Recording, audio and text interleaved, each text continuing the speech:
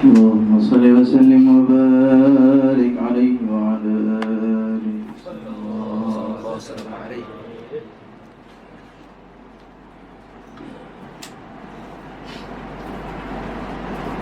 مولاي صل وسلم دائما أبدا على حبيبك خير الخلق كلهم.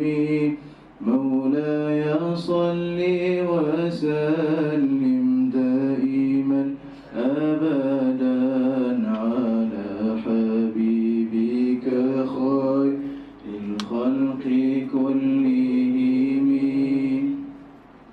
Dan memakai cincin itu sunnah jua, itu petunjuk dari Rasul tercinta. Cincin Nabi kita itu ada dua, untuk perhiasan serta surat raja. Orang ajam itu tidak menerima surat tanpa tanda dari pengutusnya. Ini bukti kata guru yang tercinta, Nabi kita ra'i uruf di zamannya. Batu akik jadi pilihan baginda, dari Habsyah hitam dan putih warnanya. Yang kedua tertulis pada cincinnya, Muhammadur Rasulullah ukirannya. Pada cincin ini terdapat rahsia, terjatuhkan mu'aiqib ke dalam telaga. Sunnah Nabi kita ini lengkap jua, hingga cara bercincin pun ditunjukkannya. Di kelingking kanan Nabi memakainya, terkadang dipakai di jari kirinya.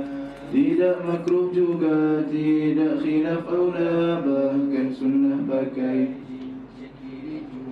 Haram bagi lelaki memakai emas, harus bagi wanita buat berhias. Cincin perak itu yang dipakai Nabi, bukan tembaga dan juga bukan besi. Maulaya salli wa sallim daiman abadan ala habibika khairil khalqi kullihim.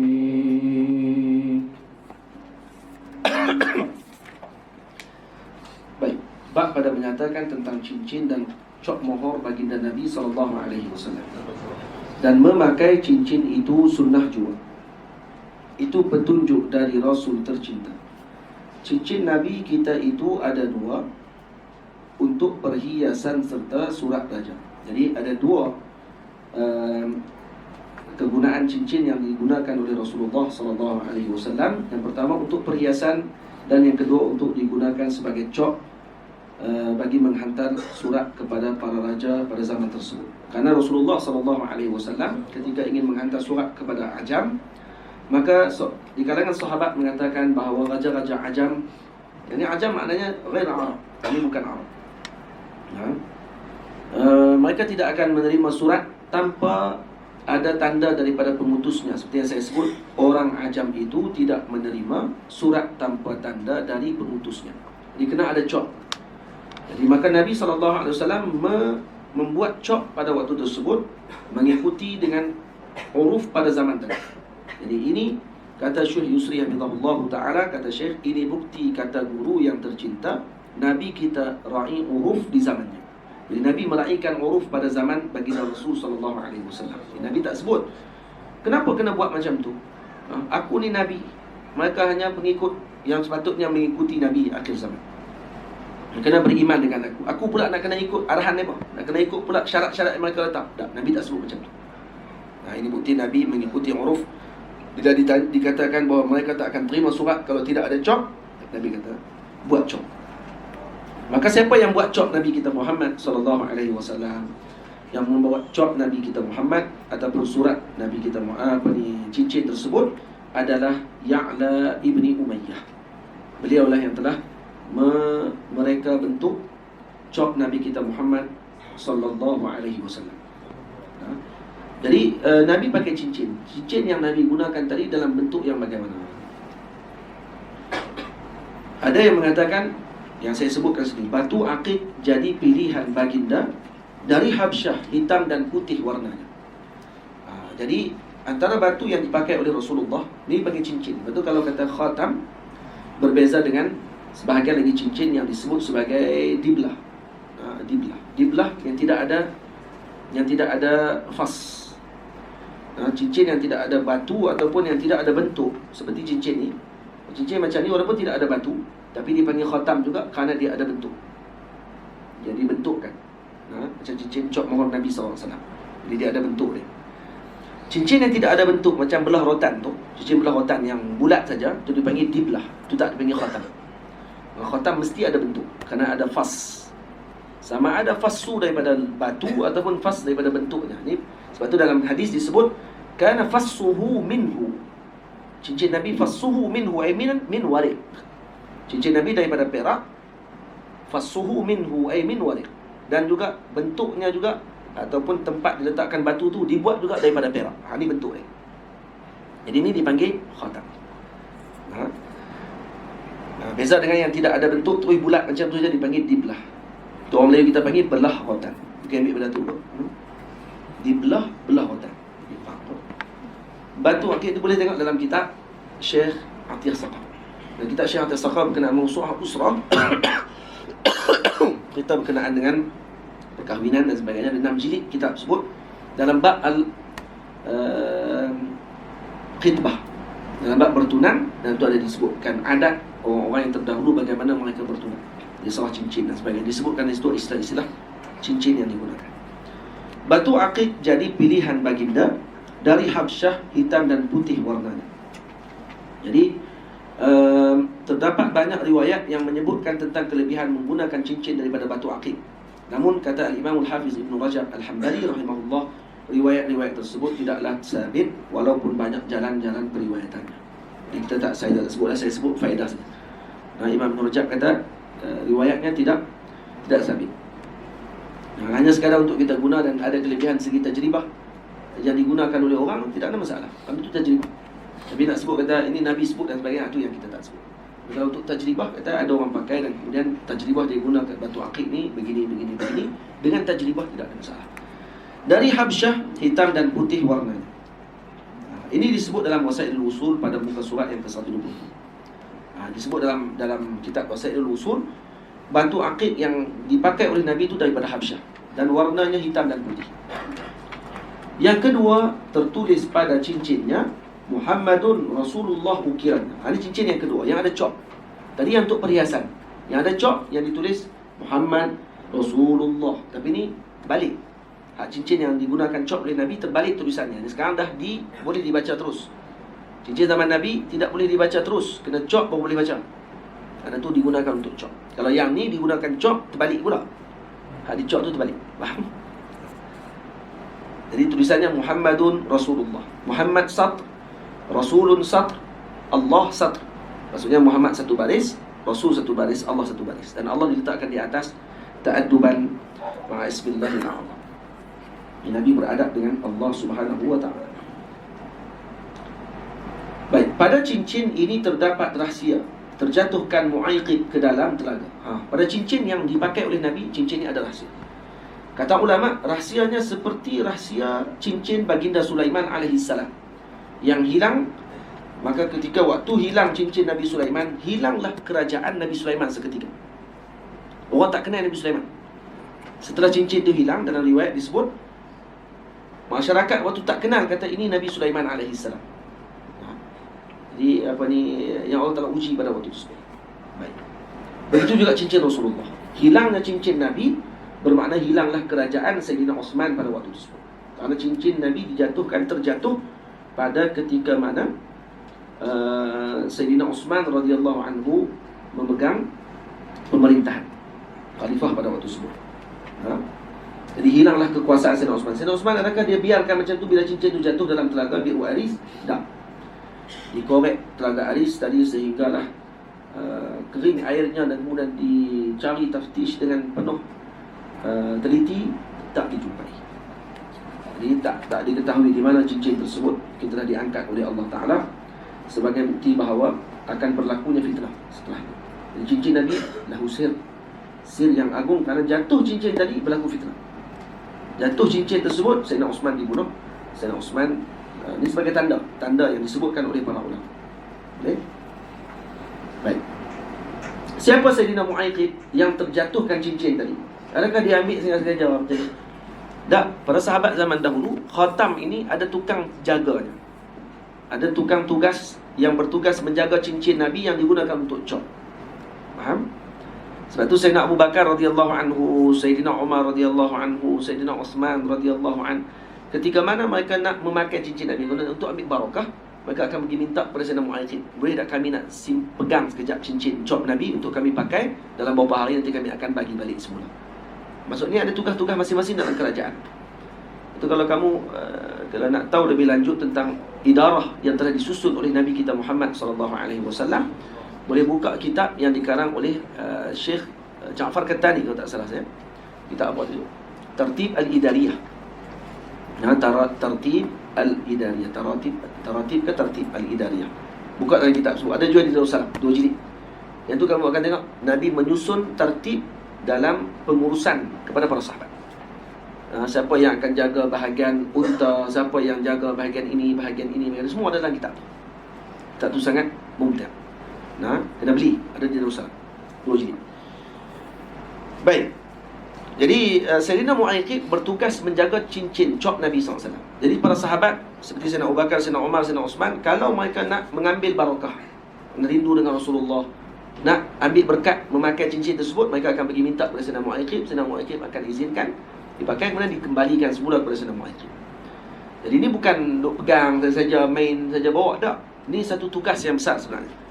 Tugas daripada pihak kerajaan untuk beliau menjaga, memegang cop mohon raja-raja. Sebab tu kita tengok, kan kita ada pemegang cop besar mohon raja-raja. Bukan raja yang pegang, dia ada pemegang cop mohon yang duk bagi apa ni. Pemegang cop mohon raja-raja bukan buat pengumuman tu saja. Kenapa tak tahu? Dia bukan duk, dia kerja dia duk pengumuman anak bulan je lah. Seronok macam tu. Tak, bukan raja tu saja. Raja dia besar. Dia menjaga cop mohon raja-raja. Jadi ini sunnah Nabi SAW sebenarnya. Dia ada pemegang cop mohon, kerana mengambil dengan tertib yang telah dianjurkan oleh Rasul. Ada yang pegang cop mohon, seperti Sayyidina Mu'aykib memegang cop mohon Nabi SAW. Macam tu. Jadi bila terjatuhkan dalam telaga tersebut, dicari tidak jumpa. Telaga apa di sini? Telaga Aris. Telaga Aris ni telaga yang terletak berhampiran dengan Masjid Quba.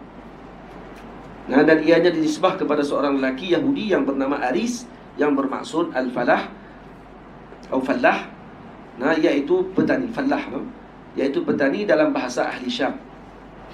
Bahasa Ahli Syam, petani disebut sebagai Aris. Jadi Bi'r Aris, Bi'r Aris disebut lelaki tadi, lelaki Yahudi tadi. Di mana telaga Aris? Kalau kamu keluar daripada Masjid Quba, kalau menghadap ke arah kiblat, daripada dalam Masjid Quba tu menghadap ke arah kiblat, Bi'r Aris berada di sebelah kanan masjid. Tempatnya yang tepatnya, kata Syekh Hamzah Yusof, ada satu application yang kamu boleh upload kamu boleh download dalam download dalam internet, dalam handset kita. Dia punya application Hislo. Hislo. Ini history location. Singkatan daripada history location. Hislo ni, dia punya application dia, kalau orang nak pergi ke Madinah dan Makkah, nak pergi tengok tempat-tempat yang bersejarah, dia boleh gunakan Hislo. Dia macam maps yang boleh tunjuk, ataupun dia Allahumma salli ala Muhammad, dia macam Google Map. Dan dia akan bagi sejarah sekali. Dia bagi sejarah sekali kepada tempat tersebut. Jadi kalau kita sampai, dia akan bagi tahu tempat ni apa dia sejarah dia. Tempat tu dia akan bagi tahu dengan tempat tersebut. Jadi Hislo. Kalau kata download dalam application ada Hislo, Hislo. Dan boleh pilih yang eloknya, pilih yang bahasa Arab. Dia ada bahasa Arab, bahasa Inggeris, bahasa Melayu. ambil yang bahasa Arab. Bahasa Arab lebih luas dia punya tulisannya. Jadi Telaga Aris dalam Hislo tu ditunjuk di sebelah kanan Masjid Quba, yang sekarang dibuat macam bangunan. Ada bangunan dia buat macam dewan, orang ramai. Di dalam bangunan tu dah dulu ni, sebelum tu ada Telaga Aris. Sebahagian orang kata dekat dengan fountain tu ada tempat yang keluar air pancut tu, kata di situ. Tapi sebahagian kata tak, bukan situ, di tempat tepi Masjid Quba tu, sebelah kanan Masjid Quba. Kalau kita berbetulan dengan kita berhadapan dengan kiblat. Tamam. Sunnah Nabi kita ini lengkap juga, hingga cara bercincin pun ditunjuknya. Ya. Sunnah Nabi kita ini lengkap juga, hingga cara bercincin pun ditunjuknya. Di kelingking kanan Nabi memakainya, terkadang dipakai di jari kirinya. Jadi Nabi memakai cincin pada jari kelingking kanan sini. Nah, dan terkadang Nabi memakai di jari kiri Nabi kita Muhammad sallallahu alaihi wasallam. Baik, jadi nanti orang akan tanya, apa hukum memakai cincin di jari kiri? Adakah hukumnya makruh ataupun khilaful aula? Kita dah beza antara makruh dengan khilaful aula. Apa beza khilaf aula dengan makruh? Ya. Ya, khilaf aula tidak ada larangan dengan khusus. Tidak ada larangan yang maksud dengan larangan tersebut. Berbeza dengan makruh, makruh ada larangan yang khusus dengan makruh. Dan khilaful aula sebagai ulama kata termasuk di bawah nauk daripada makruh. Ya. Kita boleh buka dalam Bahrul Muhit. Karangan Imam Zarkashi ada disebut tentang perbezaan khilaful aula dengan makruh. Tidak makruh juga tidak khilaf aula. Baik, pakai tangan di tangan cincin di tangan kiri tidak makruh juga tidak khilaf aula. Bahkan sunnah pakai cincin kiri juga. Bahkan pakai cincin tangan kiri hukumnya sunnah. Nah, hukumnya sunnah. Baik. Ini seperti yang disebutkan oleh Al-Imam Al-Bajuri di dalam Mawahib karangan beliau pada muka surat 232. Ikut kepada saya punya terjemah. Kalau tuan-tuan semua baca dalam kitab ini, dia sebut muka surat 232 dalam Mawahib karangan Al-Imam Bajuri. Jadi jangan pergi buka tu muka surat 232 tu. Tengok di belakang dulu bibliografi. Di bibliografi saya akan sebut nama kitab yang saya gunakan sebagai rujukan dan daripada cetakan yang keberapa. Jadi kalau cetakan tak sama, jangan kata kat saya. Kata, "Oh, ustaz tak kena ni. Bukan muka surat ni. Muka surat ni tak kena dengan kitab kamu, kitab saya kena." Nah, kitab saya cetakan 2007. Cetakan yang baru ada cetakan 2010 pun ada. Itu cetakan dah berubah dah. Sebab ada mungkin berlaku perubahan ataupun tambahan daripada Syekh Muhammad Awam. Jadi saya pakai yang cetakan saya. Namun memakai dengan jari kanan saya baca syair pula. Namun memakai dengan jari kanan itu lebih afdal. Ingatkan syair bawah tu. Memakai dengan jari kanan lebih afdal. Al-Imam Hafiz Iraqi menyebutkan nazam yang sangat baik tentang masalah ini. Kata beliau, yalbasuhu kama rawal Bukhari fi qinsiri yamini naw yasari. Jadi Imam Bukhari meriwayatkan Rasulullah memakai cincin di tangan qinsir yamin atau yasar. Kilahuma fi Muslimin. Kedua-dua hadis sebut ada dalam Muslim. Mana? Baik, maksud dia pada sini, dalam Bukhari, dalam Sahih Bukhari, fi qinsir yamin atau yasar. Ada au. Mana? Au yasar. Disebut au di syak rawi. Mungkin syak, mungkin pakai kanan atau kiri. Tapi dalam Sahih Muslim kilahuma disebut wa yasar. Jadi Nabi pakai fi khinsiri yaminin wa yasar. Apa? Wa yujma'u bi anna dha fi halatain yaqa'u. Ya. Kilahuma fi Muslimin wa yujma'u bi anna dha fi halatain yaqa'u. Nampak? Jadi digabung di antara dua hadis, riwayat Al-Imam Muslim dengan Imam Bukhari. Imam Bukhari guna au, Imam Muslim guna wa. Jadi gabung di antara dua riwayat tersebut, bi anna dha fi halatayn yaqa'. Kedua-dua perkara tersebut mungkin berlaku dengan dua keadaan. Jadi Nabi kadang-kadang memakai pada tangan kanan, kadang-kadang memakai pada khinsir tangan kiri. Khinsir ni lah, ni khinsir, ini binsir, ini wusta, ini sabbahah ataupun sabbabah, dan ini ibham. Faham? Ini ibham. Baik. Au khatamaini kulli wahidin biyad kama bifassin habasyiin qad warad. Ataupun pandangan kedua, Nabi mempunyai 2 cincin. Nah, yang dipakai oleh Nabi dengan 2 jari. Maksud Nabi pakai cincin 2 jari terus. Jadi ini pandangan Al-Imam Iraqi mengatakan bahawa boleh untuk pakai cincin di 2 jari. Satu jari yang dipakai yang ada cop mohor Nabi. Satu lagi adalah cincin fassuhu Habashi, yang batunya akik yang diambil daripada Habsyah. Jadi ada 2 cincin Nabi yang dalam riwayat yang di dalam gabungan yang kedua, kata ulama, boleh jadi Nabi pakai 2 cincin. Jadi tak salah memakai 2 cincin sekaligus. Yang tak boleh pakai semua cincin. Tok Guru Hajilah Bukit Ladang, Lubuk Tapah. Saya duduk dalam majlis dia waktu masa dia hidup di pondok Lubuk Tapah. Orang tanya kat Tok Guru, apa hukum pakai cincin semua, Tok Guru? Cincin semua jari. Tok Guru kata, pakai semua ni, dia kata tukang jual cincin. Faham? Orang jual cincin dengan Tok Bomo, 2 dah pakai penuh. Orang biasa tak pakai macam tu. Dia tak beritahu lagi hukum. Dia cuma beritahu kata dia buat lawak lah mula tu. Bicara lawak Tok Guru ni tu, orang lambat sikit pula. Tok Guru garang. Lepas tu Guru buat lawak, jadi orang pun elok ke tak elok tu. Apa nak berfikir, agak fikir. Guru garang tu dia. Baik. Jadi apa ni, cincin pakai semua jari hukumnya,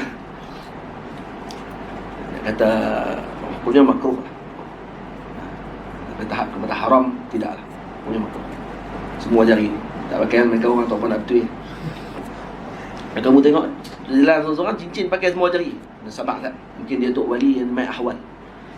Dia main ahwal yang kita tak ingat ni. Ada seorang Tok Guru, Tok Wali Allah Ta'ala, Pakti Isa Mahang, Allah yarhamu, meninggal dah, duduk di Mahang, Kedah, tak kulit. Dia kalau kamu jumpa dia, dia mempelik sikit.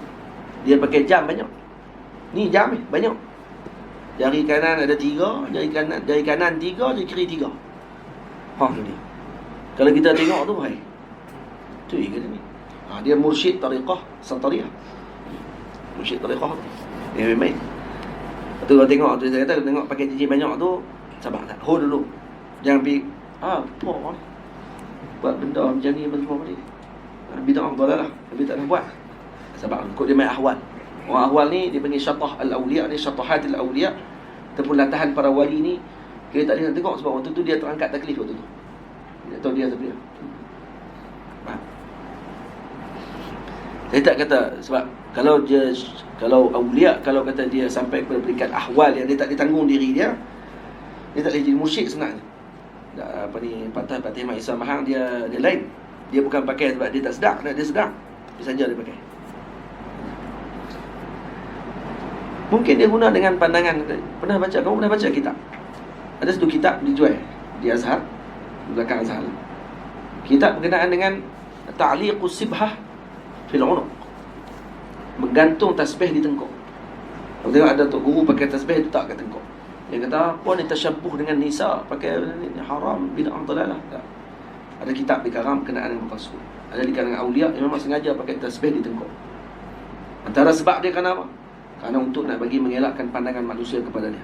Bila orang kata kat dia, apa tu kan, orang akan berpaling daripada dia. Bila orang paling pada dia, maka pandangan dia hanya dengan Allah Ta'ala, tidak lagi dengan makhluk Allah Ta'ala.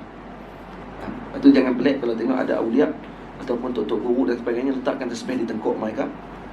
Saya saja dulu saja tak tasbih kat tengkuk. Ada kitab dikarang khusus berkenaan kasus. Cari kitab. Ada di Mesir ni semua.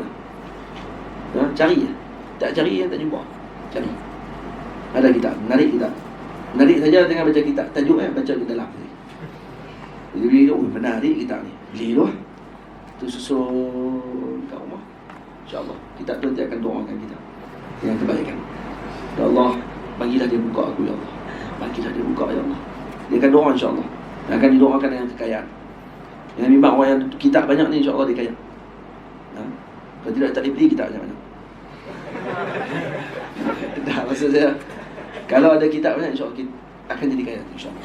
Jangan bimbang. Kaya ilmu, kaya harta. Jangan bimbang. Beli kitab ni tak akan rugi. Tak akan rugi. Jangan sayang beli kitab. Topak tak sayang pula, kitab sayang. Jangan sayang kitab. Jangan sayang kitab. Jangan sayang kitab. Baik.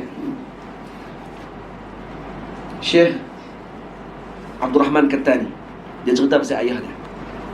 Ayah dia kitab Maqtutat Asy-Syifa Qadhi Iyad tu dah berapa banyak nuskah dalam rumah, yang nadir-nadir pun banyak.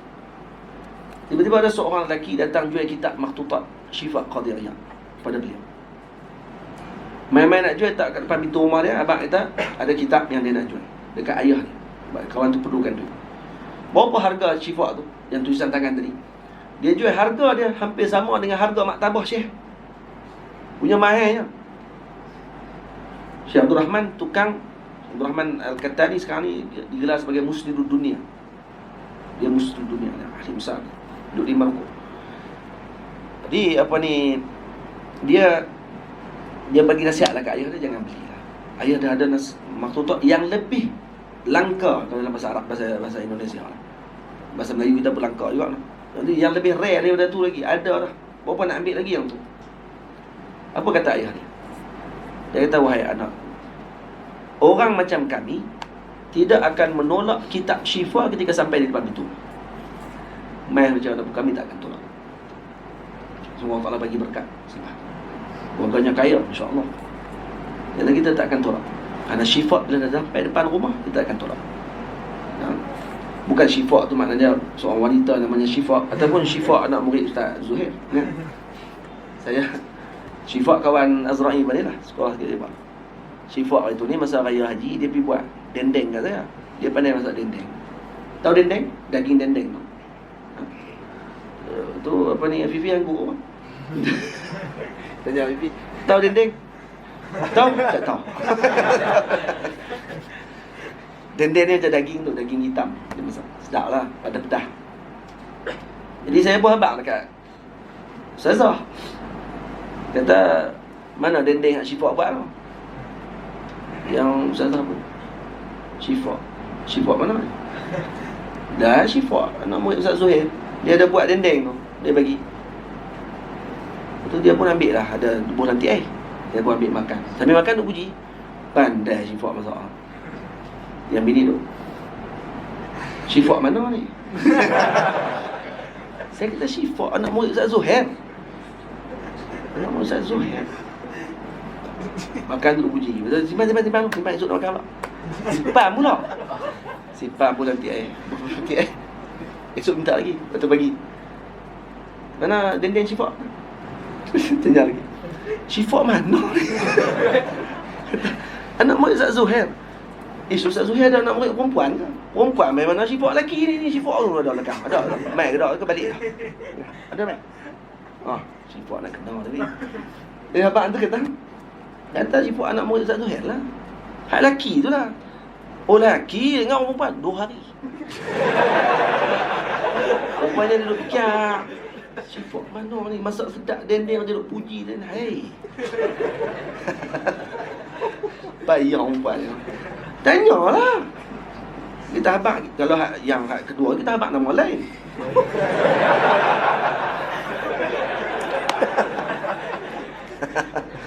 Lawat. Baik. Haram bagi lelaki memakai emas. Harus bagi wanita buat berhias. Faham? Jadi lelaki haram memakai emas, harus. Dan Nabi pernah memakai emas pada permulaan. Dan kemudian setelah mana dilihat oleh para sahabat memakai emas, Nabi pun memakai, para sahabat membuat cincin emas. Dan Nabi naik ke atas mimbar dan Nabi mencabut emas tersebut dan Nabi mengatakan la albasuhu abada. Saya tak akan pakai lagi selama-lamanya. Para sahabat juga pada waktu tersebut terus mencabut dan juga meninggalkan cincin, tidak memakai lagi cincin emas. Cincin perak itu yang dipakai Nabi bukan tembaga dan juga bukan besi. Jadi Nabi memakai cincin perak, bukan cincin tembaga dan bukan juga cincin besi. Baik, apa hukum pakai cincin tembaga dengan cincin besi? Panjang perbahasan yang saya sebut di dalam syarahan di bawah. Kita baca juga untuk ambil faedah. Kalau ada masalah jangan bimbang. Ini berdasarkan riwayat daripada Imam Ahmad, At-Tirmidzi, An-Nasa'i, At-Tirmidzi, Abu Dawud dan lain-lain daripada Buraidah, Sayyidina Buraidah ibn al-Husayb radhiyallahu anhu, telah datang seorang lelaki yang memakai cincin daripada tembaga. Jadi lelaki itu datang daripada pakai cincin tembaga. Nabi kata, "Mali ajidu minka rihat asnam." Kamu pakai apa ni? Sehingga aku terbau pada kamu bauan asnam, bauan berhala. Kerana berhala dibuat daripada tembaga. Kan? Baik. Kemudian lelaki tadi pun buang cincin tersebut. Setelah tu datang lagi jumpa dengan Nabi, dia pakai pula cincin daripada besi. Dan Nabi kata lagi, "Mali ara alayka hilyata ahli nar." Apa ni? Saya tengok kamu pakai di atas badan kamu ni ada perhiasan ahli neraka. Ahli neraka dipakaikan dengan besi kalau untuk nak tambahkan lagi azab. Maka dia pun buang pula. Kemudian dia pun tanya kepada Nabi, "Ya Rasulullah, dari bahan apa yang saya boleh ambil untuk memakai cincin?" Maka kata Rasulullah, "Min wariqin wala tutimmahu mithqala." Ambillah daripada perak dan janganlah kamu lebihkan timbangannya daripada 1 misqal. Berapa 1 misqal? Ini bersamaan 4.25 gram. Jadi jangan berat sangat lebih daripada tu. Ada ulama kata tidak dibolehkan kalau pakai cincin yang terlalu berat lebih pada uruf. Uruf ikut uruf. Bukan mesti dengan tahdid dengan kalau kata cincin tadi berat dia contoh, ada ke orang pakai cincin 100 gram? Kalau orang pakai cincin 100 gram, ni berapa gram dia pun? Tak, cincin perak dia berapa gram saja. 1 gram tu dah berapa ratus ribu dah. Dan kena beli pula. Ada orang pakai cincin 2 kilo? Tak ada. Pakai cincin 2 kilo, jalan menyengit. Kata awak tu. Cincin 2 kilo. Cincin 2 kilo. Sakat. Kata Imam Ibn Hajar, harus memakai cincin yang diperbuat daripada besi, tembaga dan seumpamanya, tanpa makruh. Baik, kita kata macam mana Imam Ibn Hajar boleh keluarkan pandangan kata harus, sedangkan ada hadis kata Nabi larang suruh pakai, Nabi suruh buang lagi. Baik, macam mana? Kata beliau, dan hadis yang disebutkan sebelum ini hukumnya dhaif. Kerana hadis ni dhaif, namun dihasankan oleh sebahagian ulama. Dia dhaif tapi dihasan oleh sebahagian ulama. Maka lebih aula meninggalkan mengambil cincin daripada logam yang disebutkan. Jadi Imam Ibn Hajar kata harus pakai, tapi aula tinggalkan. Kerana apa? Yang harus ditinggalkan dipakai kerana hadis itu dhaif. Tapi aula ditinggalkan kerana apa? Kerana sebahagian ulama kata hadis itu hasan. Jadi gabung antara dua pandangan. Faham? Kata Imam Nawawi dalam Syarah Muhadzab, iaitu Majmu', telah berkata Sahibul Ibanah, makruh mengambil cincin daripada besi atau tembaga, dan juga pandangan ini diikuti oleh Sahibul Bayan. Siapa Sahibul Bayan? Imam Al-Imrani, dengan mengatakan bahawa makruh mengambil cincin daripada besi. Dia semua sebut cincin daripada besi. Baik, manakala aluminium dia rasos. Jadi jangan baca tu aluminium. Dia tu apa tu? Dah aluminium tu bahasa Jawi dah. Aluminium. Rasas dibaca dengan fathah ra serta dhammah. Ini rasas ataupun rusas. Tembaga iaitu syabah tembaga. Manakala Sahibut Tatimmah mengatakan bahawa tidak makruh mengambil cincin daripada logam-logam tersebut. Jadi khilaf. Ini berdasarkan hadis dalam Sahihain daripada Sayyidina Sahal, bahawa Rasulullah SAW bersabda kepada lelaki yang ingin mengambil wanita yang menghadiahkan dirinya kepada Nabi. Dia seorang perempuan datang nak menghadiahkan dirinya kepada Rasulullah. Kemudian Rasulullah tengok dia, Rasulullah tak terima pinangan tersebut. Dia datang serah diri dia, meminang Nabi SAW. Di sini dalil kata Nabi boleh terima tanpa wali. Dan perempuan yang diterima oleh Nabi boleh terus dikira sebagai berkahwin dengan Nabi kita Muhammad SAW. Jadi perempuan tu main serah. Kata, "Ya Rasulullah, saya ingin menyerahkan diri saya kepada Rasulullah sebagai isteri." Ini bukti kata Nabi SAW tidak ikut nafsu. Kalau Nabi ikut nafsu, maka Nabi akan terima dan ambil bawa balik. Tak, Nabi hanya menerima yang telah mendapat arahan daripada Allah sahaja. Dia tidak dapat arahan daripada Allah, maka Nabi tak terima. Kalau kita perempuan main serah diri macam tu, lepas kita pula boleh pula dapat hukum kata boleh kalau dia main serah, ustaz boleh, mampu, tak kesyok. Sebab tu kata ajaran-ajaran sesat, kalau kamu tengok kebanyakan dia akan main yang baik. Perempuan, harta, hanya itu je. Dia akan main perempuan dan sebagainya. Tengok Rasulullah SAW, Rasulullah tak terima. Kerana ni bukan arahan Allah Subhanahu Wa Taala. Baik, perempuan ni tak segak, mungkin perempuan ni tak lawa apa, tapi perempuan ni bukan orang baik.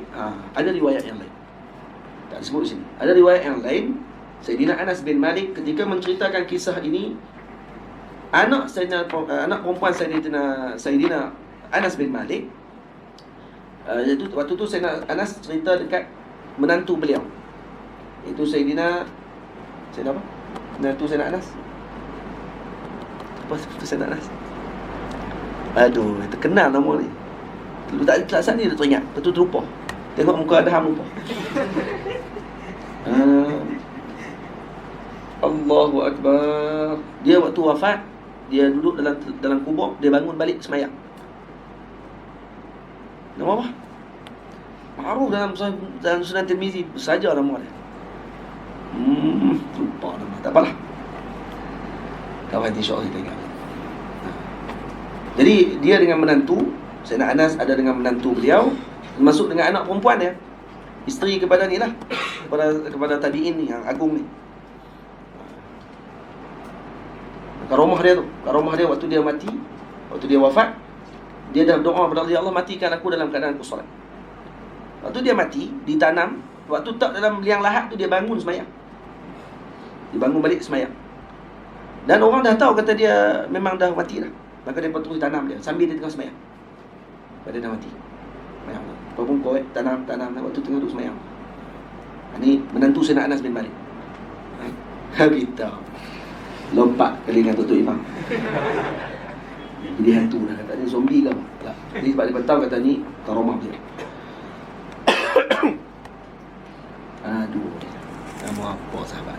Apa dia tabi'in? Tu tak apalah. Jadi bila cerita macam tu di depan anak dengan menantu dia, apa kata anak perempuan Sayyidina Anas? Anak perempuan kata, tak malu perempuan ni. Tak malu dia. Nasrah diri kepada Nabi macam tu depan orang ramai. Apa kata Sayyidina Anas? Sayyidina Anas kata, sukuti, diam kamu. Dia lebih baik daripada kamu. Faham? Perempuan tu lebih baik daripada kamu. Dan ini bukan perempuan yang biasa-biasa. Ini perempuan yang baik, yang comel sehingga datang kepada Nabi, sarah diri kepada Nabi dan Nabi tidak terima. Nabi diam. Perempuan tu akhirnya malu, kemudian terduduk di depan Nabi. Dia duduk, dah malu dah kata apa orang. Sebab Nabi tak sebut apa-apa. Dan di sini bila Nabi tengok, bukti harus melihat orang yang kita yang nak menjadi ataupun yang kita nak uruskan jadi isteri kita dan sebagainya. Kena tengok. Faham? Jadi ustazah kalau kata ada orang minat, jangan duk bagi gambar ada burdah. Dah nak tunang, dia bagi gambar burdah. Mak burdah dia ambil gambar apa-apa, dia buh burdah atas tu. Bagi gambar. Bagi gambar dia lah. Itu jadi tak jadi tu bukan mujahid. Sebab tu disuruhkan kita ni sembunyikan pertunangan. Bukan kerja habaq ke orang. Ni baru bertunang, resepsi tu panggil kahwin dah. Cerita habis merata dunia. Kata dia bertunang, nak habaq ke orang bertunang. Tu panggil bodoh, faham? Bodoh tunang habaq ke orang. Orang tahu tu lain kira. Ni dia yang habaq. Masuk Facebook, suruh orang like, kata doakan pertunangan kami. Tak sobat. Orang tak sobat benda. Orang suruh sembunyikan. Kerana takut nanti kalau jadi apa-apa malu. Sebab tu bukan bini kita lagi. Takut orang kacau tak? Kacau bukan tu jahat. Tu kerja perempuan tu dia lah kena jaga. Kalau orang kacau dia lah kena abang dia dah tunang. Kalau dia terima juga maksudnya tu bodoh. Baik. Jadi Nabi SAW tanya kepada lelaki tersebut. Ada lelaki tu bila tengok dan Nabi tak terima, dia pun kata, ya Rasulullah, kalau kamu tak mau, bagi kat saya. Saya pun tak kahwin lagi. Kemudian Nabi tanya, kamu ada apa-apa yang boleh kamu bagi kepada perempuan ni sebagai mahar? Kata dia, tak ada apa Rasulullah. Dia balik tengok. Dia pun balik tengok. Cari tak ada apa. Balik pula. Dan Nabi kata, iltamis walau khataman min hadid. Dia cari walaupun cincin besi. Dia ambil besi tu, kawat dawai tu, besi-besi jadi cincin. Kalau ada, iltamis walau khataman min hadid. Hatta yang tu pun tak ada Rasulullah. Itu pun tak ada. Maksudnya ni memang sahabat ni memang tak ada terus. Tak ada apa terus. Lepas tu Nabi tanya, ada kamu hafal apa-apa ayat daripada Al-Quran? Kata ya, saya ada Rasulullah. Ajarkan dia dengan ayat tersebut. Dengan hafalkan dia dengan surah-surah tersebut. Jadi ini dalam mazhab Syafi'i boleh juga untuk kita gunakan mahar dengan khidmat maksudnya. Jadi kalau kita nak kahwinkan anak kita, saya kahwinkan anak saya dengan syarat kamu kena mengajar dia kitab Tuhfatul Muhtaj sampai dia jadi faqih. Saya terima nikah dia. Hak tu pun bodoh juga. Hak terima tu pun dia bukan zakat Tuhfatul Muhtaj. Nah, Tuhfatus Saniyah pun tak ada. Jadi saya baca tadi, tengok kitab Tuhfatul Muhtaj yang cetakan baru ni, masya-Allah. Masakan suku. Juhud yang besar lah daripada Syekh Anwar bin Abu Bakar Syaiqi ni. Misalkan Moga-moga dapat manfaat besar ni dengan kitab ni, sebab dia ada banyak fawaid, kemudian dia ada banyak ta'liqat, kemudian dia ada hawashi dan juga taqrirat daripada ulama Dagestan. Harga pun memang menggembirakan lah. 2,700 gini. 2,700 gini. Bahagi 4. Kira duit Malaysia, jangan kira duit kita. Jangan kira duit Malaysia. Bahagi 4. 2,700 bagi 4 dapat berapa? 500. Ha? 675. Tu dia Afifi punya kiraan. 600 sekali dengan 75 boleh sebut. Berapa sen Afifi? 675 ringgit. Nak kira dengan kerja dia buat sampai keluar berapa jilid? 10 jilid tu tak kira dengan harga 675 ringgit tu. Berapa puluh tahun ni buat ni, baca ni. Jadi kalau kira macam tu, insyaAllah kita tak berasa nak keluar duit nak beli. Tapi berasa juga kalau tak ada duit, itu memang berasa. Minta doa kepada Allah, minta sumbangan ke. Adik-beradik ramai lah WhatsApp group tu buat menentang. Adik-beradik tu bagi abang seorang sikit. Ada 10 orang adik-beradik, bagi seorang RM60. Jadi 600. Lagi 75 lagi nak ambil mana Ustaz? Oh, hang balik lah. Kalau nak duit hang sama. Ni semua adik-beradik je bagi, dia tak mau simpan langsung. Beli, kita tak jadi beli. Dia ada keperluan. Ustaz sekarang ni kita bertemu Ustaz, kita ada orang baca. Dia memang tak keluar, takut lebih lagi naik harga. Kitab takkan turun harga. Itu yang dia ingat. Kitab dia takkan turun harga.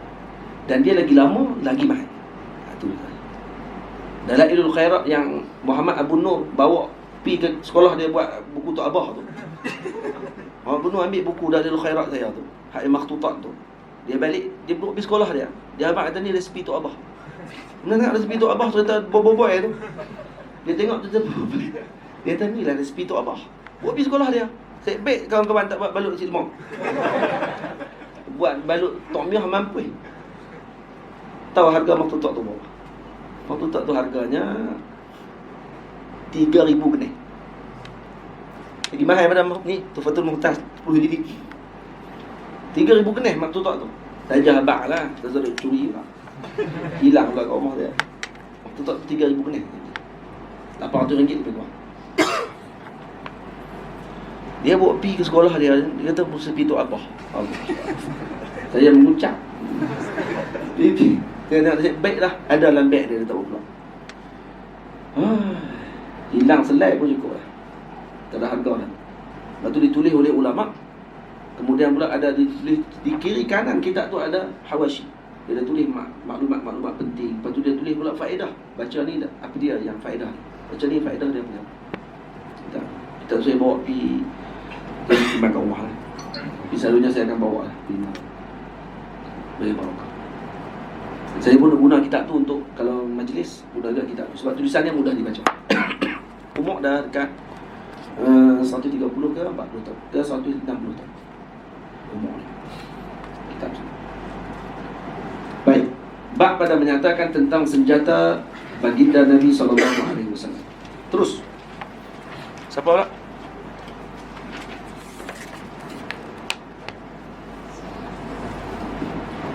Tadi sebut tadi apa dia? Kata Imam Nawawi, pandangan yang terpilih adalah tidak makruh mengambil cincin dengan bahan-bahan tersebut. Jadi Imam Nawawi dalam Majmu' memilih pandangan tidak makruh memakai cincin daripada tembaga, besi dan juga daripada aluminium, tidak ada masalah. Terus siapa nak cakap? Bab bahagian senjata. Senjata ni payah sikit ni. Senjata ni dia punya ayat dia tu ni lah. Senjata ni tak apa saya baca. Senjata ni sebab ayat dia agak sikit sikit. Dekat Luqman nak buat. Luqman dah kot. Tapi tak apalah. Nanti saya baca. Saya nasihat juga. Saya dulu mulai intim. Tapi intim dia tak bagi, dia tak ada gambar. Kumpulan saja gambar tak ada. Bab pada menyatakan tentang senjata baginda Nabi SAW. Nabi kita Nabi yang sangat berjasa, berjihad untuk umatnya yang tercinta. Jika tidak kerana pengorbanannya, tak kecapi nikmat Islam yang sempurna. Nabi-Nabi yang gagah. Nabi ada banyak pedang rumah Nabi. Kerana Nabi-Nabi yang berjihad di jalan Allah Subhanahu wa ta'ala. Hobi kita pun suka simpan pedang juga. Hobi simpan pedang, beli pedang. suka Zorro.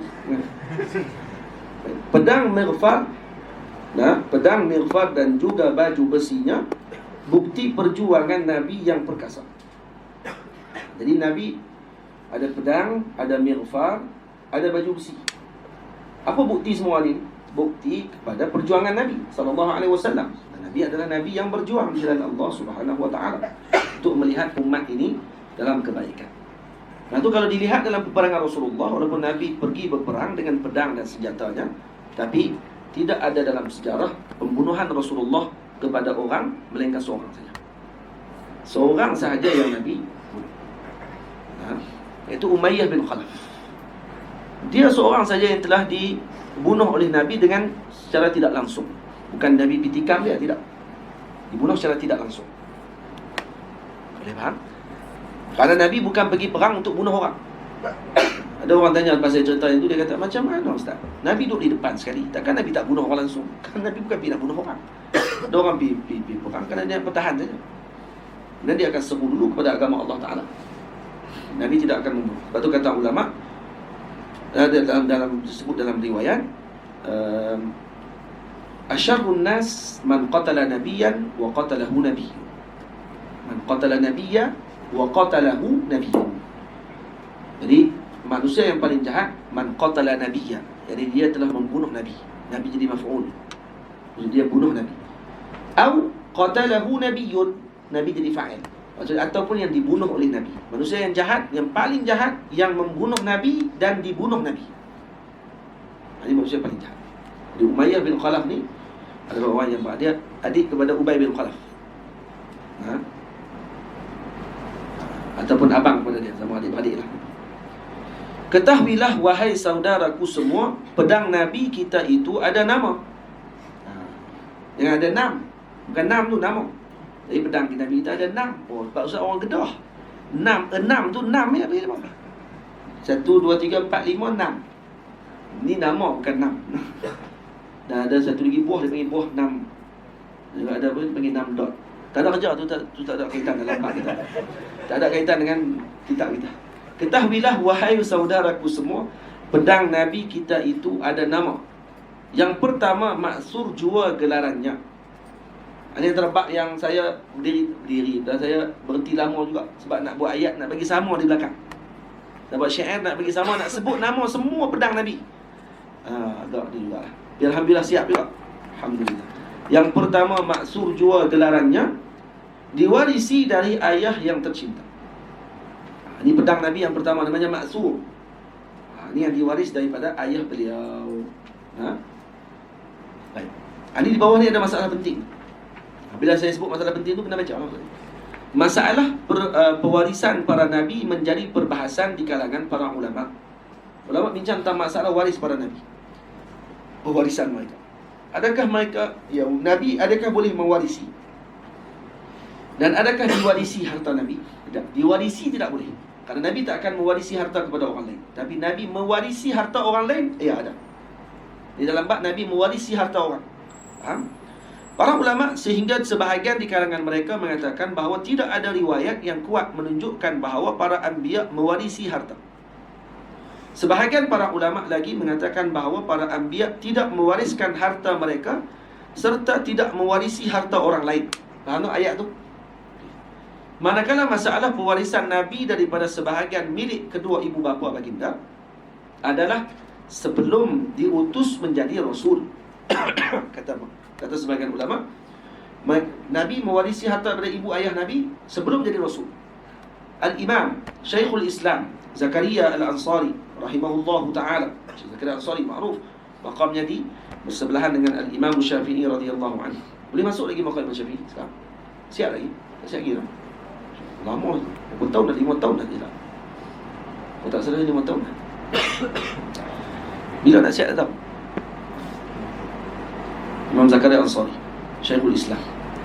Syekhul Islam Zakaria Al-Ansari waktu belajar itu, dia hanya makan kishrul bitir, kulit temikai saja.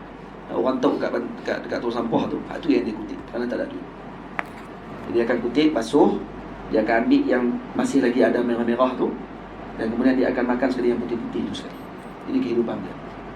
Pakaian dia sangatlah lekeh. Orang miskin, tak ada duit tapi nak mengaji. Jadi orang-orang yang duduk di Makkah, duduk di Makkah kedai-kedai kopi ni, bila dia lalu, orang pakai perli dia. Bila dia lalu je, kan pakaian dia yang lekeh, pergi mengaji tu, bila dia lalu, orang pakai kata dia, ya Syekhul Islam, ta'al, ya Syekhul Islam. Orang panggil dia Syekhul Islam. Dia kata, aku akan belajar sampai ucapan yang mereka sebut tu sungguh jadi kat aku. Dan sungguh dia jadi Syekhul Islam. Dan tidak ada gelaran dan Syekhul Islam dalam mazhab kita Syafi'i kalau buka, melainkan kembali kepada beliau. Sebut qala Syekhul Islam, tak ada yang kan sarfi zihin, melainkan kepada beliau. Ayat tadi memang kepada beliau. Jadi ada Syekhul Masyayikh. Dan sebelum dia wafat, dia lumpuh. Dia lumpuh seluruh badan. Dia tak boleh bangun sebelum wafat dia. Jadi setiap kali waktu solat, azan sahaja, maka dia boleh bangun. Bangun, ambil wuduk, sembahyang, berdiri elok, lumpuh balik. Setiap kali waktu sembahyang, dia akan bangun. Ini karamah Al-Imam Zakaria Al-Ansari. Karamah dia. Buka lagi tak tabaqat Al-Imam tabaqat Syafi'iyah. Buka tu boleh baca. Tengok macam mana kehidupan dia. Syekhul Islam Zakaria Al-Ansari, wali Allah Ta'ala, nama besar. Dan kubur beliau dimimpi oleh Imam Abdul Wahab Sya'rani.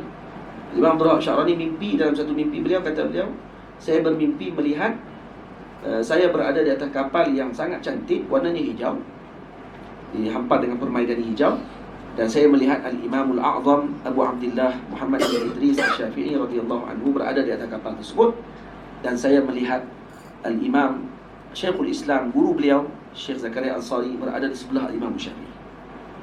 Mimpi ini diceritakan oleh Imam Abdul Wahab Sya'rani kepada Al-Imam Zakaria Al-Ansari, Syekhul Islam. Sampai dia beritahu tu kepada beliau, dia kata, kalau benar mimpi kamu, wahai Abdul Wahab, maka saya akan dimakamkan di sebelah Imam Syafi'i. Kalau betul mimpi kamu ni, saya akan dimakamkan sebelah. Waktu dia wafat, berlaku sedikit kekecohan. Karena tanah tersebut ada orang yang tak benarkan untuk ditanam di situ, sehinggalah mereka nak bawa makam jenazah Al-Imam Abdul Wahab Sya'rani pergi ke Kharafah, nak pergi tanam di kuburan yang biasa. Dia benar pada waktu di Mesir tahu tentang berita tersebut, turun dia, dan kemudian dia arahkan ditanam di sebelah Imam Syafi'i. Jadi benarlah mimpi tersebut. Lepas tu ada berlaku perbincangan sikit, adakah makam Imam Zakaria Al-Ansari di bahagian sebelah masjid tu ke betul-betul sebelah Imam Syafi'i? Saya dengar cerita sebagian masyayikh sebut, kata waktu dikorek balik makam Imam Syafi'i, waktu nak buat pembersihan ni, dilihat ada dua makam, bukan satu saja makam, ada dua makam di sebelah. Maksudnya satu makam lagi ada di sebelah Imam Syafi'i. Jadi kata mereka, kemungkinan di sebelah tu lah Imam Zakaria Al-Ansari. Maknanya Imam Zakaria Al-Ansari bukan berada di dekat pintu masuk tu, yang kita sedia maklum tu, tapi berada betul sebelah Imam Syafi'i. Jadi kalau kita pergi lawat Imam Syafi'i, kita melawat sekali Syekh Zakaria Al-Ansari. Sebahagian masyayikh kata sebab waktu pembersihan makam baru-baru ni, yang beberapa tahun yang lepas, dia lihat ada dua makam di situ. Mungkin itulah maksud. Allah Ta'ala beri kemuliaan kepada para ulama. Baik, cerita tu je dari ni Al-Imam Syekhul Islam Zakaria Al-Ansari rahimahullahu ta'ala. Saya cerita-cerita yang tu sebab kita semua duduk di sini. Nanti kalau pergi ke makam, orang tak boleh cerita. Nanti kalau bawa orang, boleh cerita. Dan kemudian boleh kata, yang ni yang saya baca, kan? Nak baca sendiri, buka lagi tak, baca. Lalu akan dapat tambahan lagi, lebih lagi daripada apa yang saya cerita. Telah menjelaskan dalam Syarhul Fusul bahawa para anbiya mewarisi harta, dan ini yang dipegang oleh para ulama faraid. Jadi para ulama faraid mengatakan bahawa para anbiya mewarisi harta. Mewarisi harta daripada orang lain maksudnya. Bukan mewariskan harta. Mewariskan maksudnya akan bagi pada orang. Harta mereka dibagi pada orang, itu tak boleh. Tapi mewarisi harta maksudnya mereka mewarisi harta pada orang lain maksudnya. Al-Imam Al-Waqidi rahimahullah menyebutkan bahawa baginda Rasul SAW telah mewarisi Ummu Aiman 5 ekor unta, beberapa ekor kambing, maula beliau iaitu Sayyiduna Syukran. Jadi beliau merupakan ahli Badar, Sayyidina Syukran ahli Badar, dan anaknya yang bernama Saleh daripada bapanya Sayyidina Abdullah bin Abdul Muttalib. Jadi ini warisan beliau daripada bapa beliau. Baginda SAW juga mewarisi rumah ibunya Sayyidatuna Aminah di Syi'bi, yani Syi'bi Ali. Syekh bin Abi Talib, serta mewarisi rumah Sayyidatuna Khadijah radhiyallahu taala anha yang berada di antara Safa dan Marwah, juga sebahagian harta. Yang maaf, itu Nabi mewarisi harta daripada orang lain. Termasuk salah satu dia pedang maksur. Dan Al-Qadi, Al-Qala'i dan Al-Battar digunakan oleh Nabi tiada ganti. Jadi pedang Nabi yang kedua namanya Qadi, kemudian Al-Qala'i dan Al-Battar. Di bawah saya dah sebut nama-nama dan maksud bagi nama-nama tersebut. Hatfun Mikhdam, Rasub juga Samsamah, pernah berkhidmat kepada Nabi Ummah. Ini antara nama-nama pedang Nabi. Namanya Hatfun, Mikhdam, Rasub, Samsamah. Lahif dan juga Zulfaqar, miliknya, ataupun Zulfiqar, miliknya. Boleh baca dulu. Yang terakhir tak berpisah dengannya. Jadi yang mana yang terakhir? Zulfiqar. Dalam tulisan itu Zulfiqar yang terakhir yang disebut. Jadi yang terakhir dimaksudkan tu Zulfiqar. Zulfiqar tidak pernah berpisah dengan Nabi SAW. Jadi Zulfiqar ni dinamakan sedemikian kerana di tengahnya terdapat aliran seperti tulang belakang badan manusia. Di tengah-tengah pedang tu dia ada macam aliran macam tulang belakang orang. Juga dikatakan bahawa dinamakan Zulfiqar kerana terdapat aliran kecil yang cantik di tengah mata pedang. Dia ada ruang di tengah mata pedang tersebut. Jadi Zulfiqar macam mana bentuk dia? Satu kesilapan. Guru saya Syekh Khalid Turkistani, anak murid juga kepada Syekh Yasin Al-Fadani di Makkah Al-Mukarramah. Beliau antara murid muda Syekh Yasin Al-Fadani. Dia orang Turkistan. Dia ada tulis kitab sahabat kepada Fathur Rabbani, sahabat kepada Syekh Daud Al-Fatani. Syekh Daud Fatani, Syekh Allahumma salli ala Sayyidina Muhammad Al-Fatani.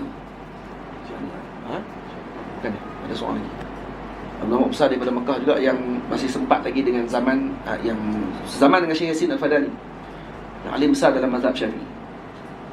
Orang Fatani dan mengajar dalam bahasa Arab. Dan kata beliau, dia sebut dalam Facebook dia, saya tengok dalam Facebook dia, kesilapan orang menisbahkan pedang kepada Nabi SAW. Zulfiqar dikatakan pedang yang digunakan oleh Abu Lu'lu'ah Majusi. Kamu perasan pedang yang selalu orang duk sebut, pedang yang jenis macam bengkok sikit, kemudian ada dua cabang. Tidak? Pernah tengok pedang tu? Itu bukan pedang Nabi SAW. Pedang Nabi bukan yang tu. Pedang Nabi bukan yang bengkok, ada dua cabang. Itu bukan pedang Rasulullah. Itu pedang Abu Lu'lu'ah Majusi.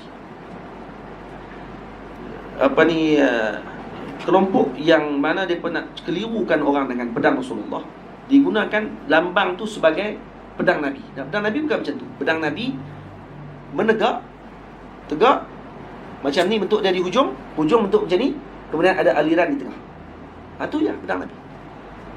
Pedang Nabi Zulfiqar, panjang, tegak, hujung tajam macam tu, tapi dia ada ruang di tengah ni sikit, macam ada dua mata. Yang tu pedang Nabi SAW. Bukan pedang Nabi yang bengkok dua mata di depan. Itu pedang Abu Lu'lu'ah Majusi. Jadi kena perhati elok dan pasal. Ramai kawan-kawan kita yang di Malaysia buat pedang, yang pakai tempah pedang. Bila tempah pedang, di tempah pedang Zulfiqar dikatakan pedang yang macam tu. Tak, tu salah. Salah dari segi sejarah. Dan pengaruh dengan internet. Tanpa bertanya dulu kepada para masyayikh. Itu bukan pedang Rasulullah SAW. Itu pedang Abu Lu'lu'ah Majusi. Jadi Zulfiqar yang tu pedang. Dan ini tidak pernah berpisah dengan Rasulullah sallallahu alaihi wasallam. Dan Rasulullah memuji pedang ini. Memuji pedang. Dan Zulfiqar milik baginda Sulaiman, dilihat Nabi di dalam mimpi sebagai teman. Dilihat Nabi di dalam mimpi sebagai teman. Itu cara baca. Dan Zulfiqar milik baginda Sulaiman, dilihat Nabi di dalam mimpi sebagai teman. Nabi pernah mimpi dulu sebelum dapat Zulfiqar. Sebelum dapat Zulfiqar, Nabi melihat bahawa Zulfiqar akan menjadi milik Rasulullah. Dan pedang ini adalah milik Nabi Allah Sulaiman alaihi salam, iaitu merupakan salah satu pedang yang dihadiahkan oleh Sayyidatuna Bilqis ataupun Balqis kepada Sayyidina Sulaiman. Itu Sayyidatuna Balqis datang ke istana Nabi Sulaiman, dibawa bersama dengannya hadiah. Antaranya pedang yang banyak. Salah satu pedangnya Zulfiqar. Kemudian pedang tersebut jatuh ke tangan Al-As ibni Munabbih, ibni Al-Hajjaj, ibni Amir, ibni Huzaifah, ibni Sa'ad, ibni Sahmin, yang telah dibunuh oleh Sayyidina Ali dalam peperangan Badar. Laki ini dibunuh oleh Sayyidina Ali, Al-As bin Munabbih. Setelah itu pedang tersebut menjadi milik Nabi. Dan baginda tidak pernah berpisah dengannya di dalam mana-mana peperangan. Dan dikatakan bahawa pedang ini akan menjadi milik Sayyidina Ali karamallahu wajhah di dalam syurga kelak. Sayyidina Ali akan pakai pedang dalam syurga, sebagai perhiasan. Dan ini yang disebut oleh Nabi kita Muhammad, la fata illa Ali wa la sayfa illa Dzulfiqar. Maksudnya la fata illa Ali, maksudnya pemuda yang ideal. Itu terjemahannya. Kalau nak terjemah ayat ni kan. Maksudnya kalau kita terjemah harfan biharfin, tidak ada pemuda melainkan Ali, tidak ada pedang melainkan Dzulfiqar. Boleh juga terjemahan tersebut. Kalau terjemahan yang lebih sampai kepada maknanya, pemuda yang ideal itu Ali. La fata illa Ali, yang itu isbat di sebenarnya. Ini al-fata huwa Ali. La illa, kan? La dengan illa ini untuk isbat. Dia ada isbat dengan nafi. Ada nafi, kemudian dia nak isbatkan. La fata illa Ali. Nafi dan isbat. Dan tujuannya untuk isbat. Ini la fata illa Ali, ay al-fata Ali. La sayfa illa Dzulfiqar, ay sayf wa Dzulfiqar. Jadi pedang yang gagah, ideal, Dzulfiqar. Pemuda yang ideal, Ali radhiyallahu ta'ala, Sayyidina Ali radhiyallahu anhu wa karramallahu wajhahu wa alaihi salam. Baik. Dan Dzulfiqar milik baginda Sulaiman dilihat Nabi di dalam mimpi sebagai teman. Ini dilihat oleh baginda dalam mimpi ketika peperangan Uhud. Di pedang ni dapat ketika peperangan Badar. Jadi Nabi mimpi ketika perang Uhud milik Nabi sallallahu alaihi wasallam, pedang tersebut. Dan dalam mimpi Nabi mimpi apa dalam peperangan Uhud juga? Nabi mimpi pedang tersebut patah. Dzulfiqar patah. Yang patah pedang ni maknanya akan patah tulang belakang Nabi sallallahu alaihi wasallam yang besar, iaitu siapa dia? Sayyidina Hamzah ibn Abi Talib radhiyallahu anhu. Kemudian mati lembu-lembu besar yang gagah-gagah. Jadi Nabi mentafsirkan mimpi tersebut dalam peperangan Uhud, bahawa sahabat-sahabat besar akan gugur dalam peperangan. Sungguh berlaku betul tersebut. Kalau kamu nak baca kitab sirah yang terbaik lah, yang terbaik sirah kalau dalam bahasa lain daripada bahasa Arab, baca kitab Muhammad karangan Syekh Abu Bakar Sirajuddin Martin Links. Baca kitab Martin Links. Syekh Abu Bakar Sirajuddin, dia khalifah Tariqah Alawiyah, alim kabir, wafat di sini di Mesir. Saya datang 2004, dia wafat 2004. Dan dia wafat 2005. Tak sempat saya jumpa. Kalau saya tahu dia ada sini dan saya waktu tu tak tahu apa pun, kalau saya tahu lah, saya akan carinya. Lebih barakah dia, yang alim besar. Dia karang kitab Muhammad. Kitab Muhammad ni antara kitab sirah yang terbaik mutakhir. Dapat anugerah daripada Al-Azhar Syarif. Dia penceritaan dia, kalau kamu baca seakan-akan kamu berada di zaman tersebut. Kamu baca tu macam kamu hidup di situ. Tu dia punya sastra dan juga dia punya bahasa dia. Tapi bahasa Inggeris lah. Ada yang terjemahan Melayu pun ada, boleh cari. Main Indonesia ada elok. Terjemahan pun sedap. Tak larilah daripada teks asal. Baju besi Nabi ada 7 jua.